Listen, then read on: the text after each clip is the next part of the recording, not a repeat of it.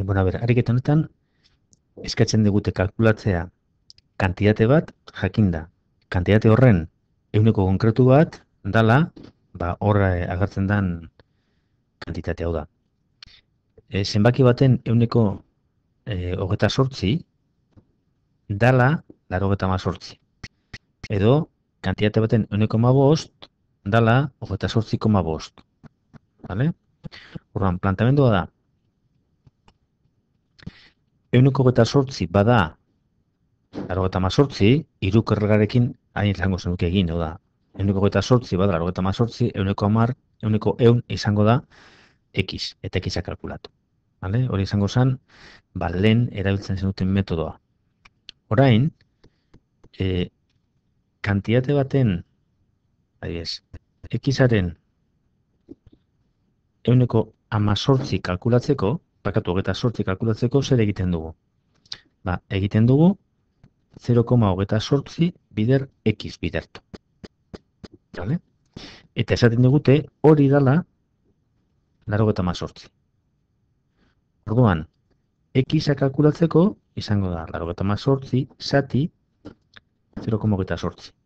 Edo 98 zati 28 bidereun. Hirukorrelgatik urtengo sana. Vale? Hau kalkulatzen duzu, kalkuladoraz, eta moten duena, hori izango da. Bigarrenean, gauza bera. Ehuneko 15 da 28,5. Orduan, 0,15 bider X da 28,5. Hau da, X izango da 28,5 perkatu. 0,5 zati 0,15. Eta hori kalkuladorekin idazten duzu. Vale? Ehuneko 2. Ehuneko 2 kalkulatzen da 0,02 bider X. Eta esaten dau, 325 dala. Beraz, ametik X izango da 325 zati 0,02. Vale? Eta maitzeko, ehuneko 150 berrogeta dala. Orduan, 1,5 X, hau zati 100 egiten dugunez koma ona etorten da, 1,5 bider X dala 57. Oda, X izango da 57 zati 1,5. Eta hau, zenbadan kalkulatu kalkuladorarekin. Hau lehengo ariketa. 34. ariketan, eskatzen digute. Esatea, zenbatekoak diren aldakuntza indizea eta azkenengo kantitatea honako puntu hauetako bakoitzean. Hau da, emoten digute hasierako kantitatea eta ehuneko bat emoten digute edo igoera edo jaitsiera egondanako. Orduan, gogoratu zelan eitzen dugun geuk, nik bentsat, zena adierazten duten ariketa hauetan. Begira, daukagu, lehenengo kasua zen, apuntatzen duten ondo, A, ehuneko 28 eta hasierako kantitatea, bai, orduan, ehuneko 28ko igoera.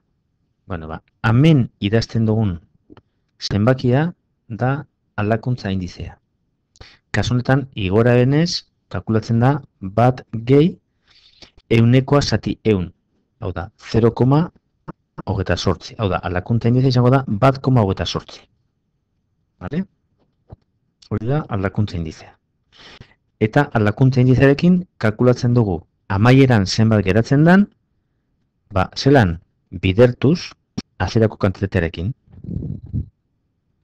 Eta hori kalkulatzen duzu zenbadan. Vale? Ulertuta ez?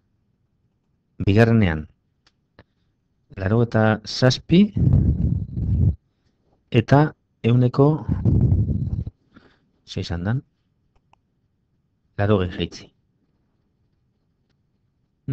Jaitzira danean, bat ken ehuneko zati 100, 0,8, Onda, aldakuntza indizea kasu honetan da 0,2. Bale?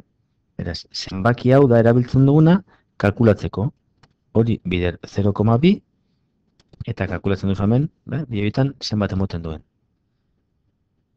Bale?